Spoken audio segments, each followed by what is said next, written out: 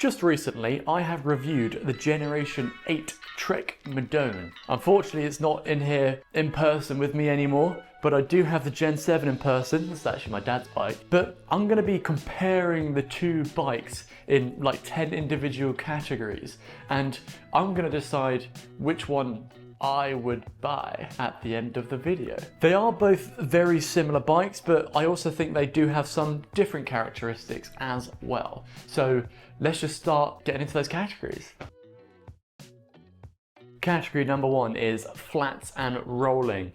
And through each of these categories, I'm just gonna say which one that I think performs best, which one I'll choose over the other. In essence, I think this one's gonna be an easy choice. It's got to be the Gen 7. If you watch my review of the Gen 8 Madone, you'll know that it does roll fast, it feels quick, it holds speed.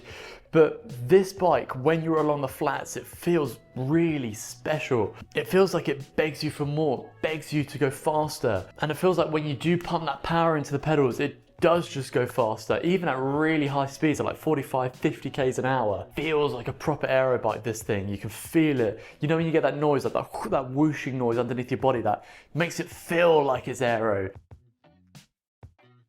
Climbing. This is where the Gen 7 actually loses to the Gen 8 here.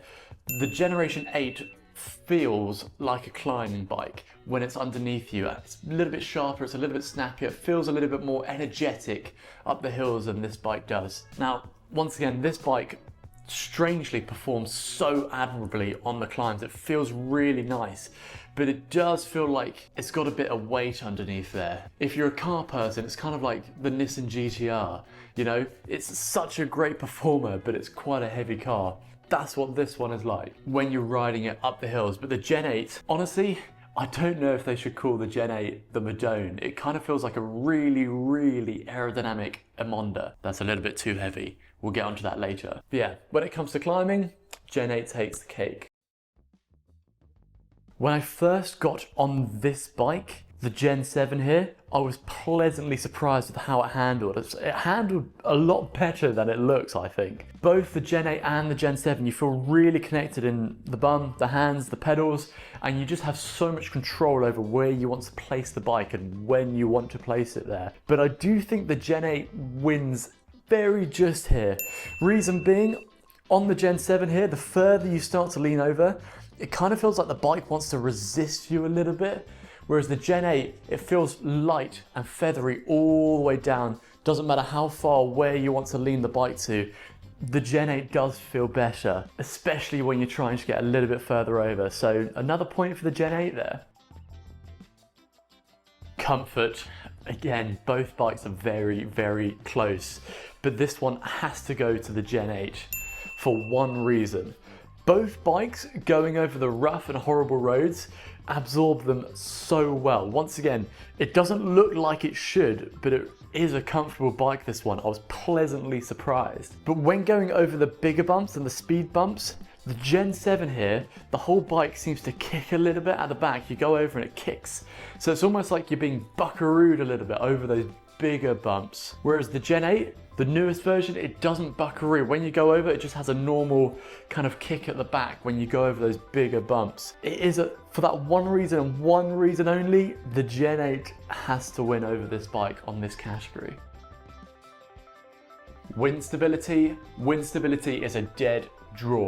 You would think the Gen 8 would be better because it's not as deep, but after riding both these bikes, I rode this one to the coast in the UK, which is pretty windy, and the Gen 8 in Mallorca, which is an island, which is always windy. Honestly, they both handled the wind excellently. Once again, that comes down to normally front wheel design. These Bontrager wheels look like they're kind of V-shaped, but they seem to handle the wind very well. I would have thought a more U-shaped shape on the front there would be better for the side winds. But no, these Bontrager wheels handle it well, so it's a dead tie. Okay, the weight. This one is one where it gets very, very interesting. So it's hard for me to make a precise, direct comparison because this one is SRAM Force and the Gen 8 I rode has the new SRAM Red on it. But essentially, the Gen 8 came in at 7.6 kilos, fully built. So that's with pedals, with mount, with bottle cages, which for something that's meant to be as light as the previous Amonda.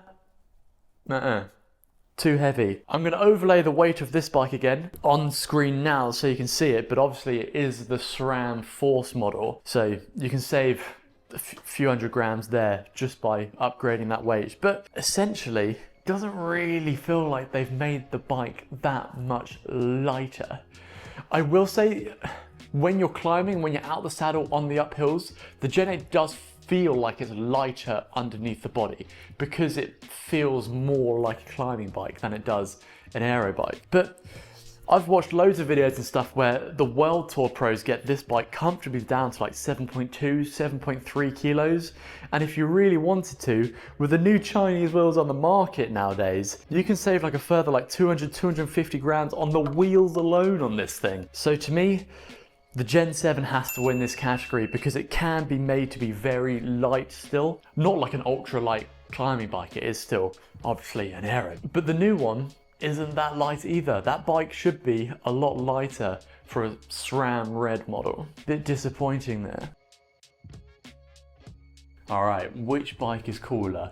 Obviously, this is going to be extremely subjective because essentially, if this bike didn't exist and you only had the Gen 8, on its own, it's a very cool, beautiful looking bike. Like, even the non-extravagant paint job models, your eyes are drawn to the bike just because it's pretty, it's unique.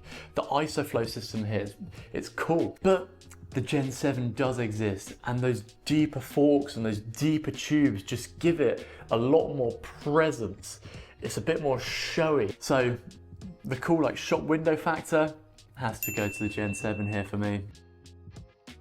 I have one more small category, and that is the handlebars, and I prefer the handlebars of the Gen 7.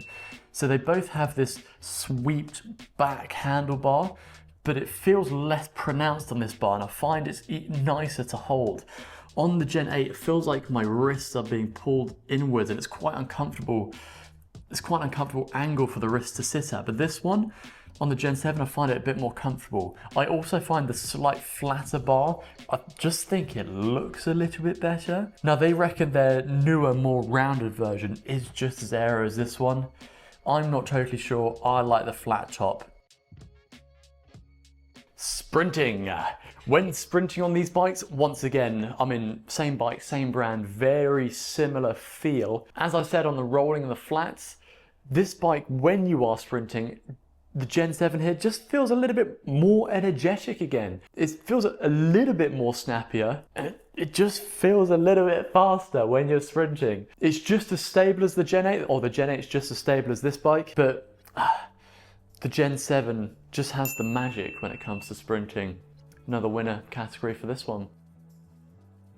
Well, if I were to summarize the two different bikes, the Gen 7 here is an unapologetic aero bike that just manages to do everything else so well. It just feels fast everywhere, this thing. The Gen 8, on the other hand, is different. I would say it's a climbing bike. It's an Amonda with really, really aerodynamic properties. If you watch my review of it, you would know that essentially the new aero bottles that they've got, I think without those aero bottles, I think the Gen 8 is probably a little bit less aerodynamic than this bike. With it, I would say it's as aerodynamic, so it kind of feels like you're forced into running them if you want to be just as fast. Let's have a look at the points score. So from the scores, overall, this is a slight better bike, but I think there's one more topic that we must discuss between the two. This is now the previous generation, and you can pick up these Gen 7s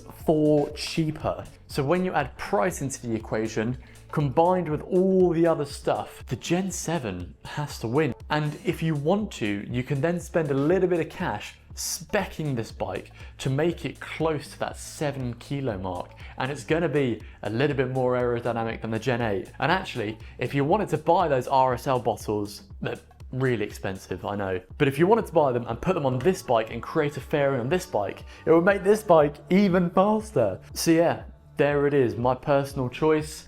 I would buy the Gen 7 and spec it up to be lighter than the Gen 8. Just a final thing to note, I also find that this bike just has a little bit more spark, a little bit more energy. It just has a certain magic to it that I just cannot describe in words, that just makes it really, really fun to ride. Anyway guys, what do you think? What are your opinions? Which one would you buy? If you have any questions on comparisons between the two that you don't think I've answered in this video, then feel free to put it down in the comments below. I reply to most things, or you can find me over here on Instagram. You can message me privately there. But anyway, I've been Jason. This has been Cycling Unboxed. See you in another video.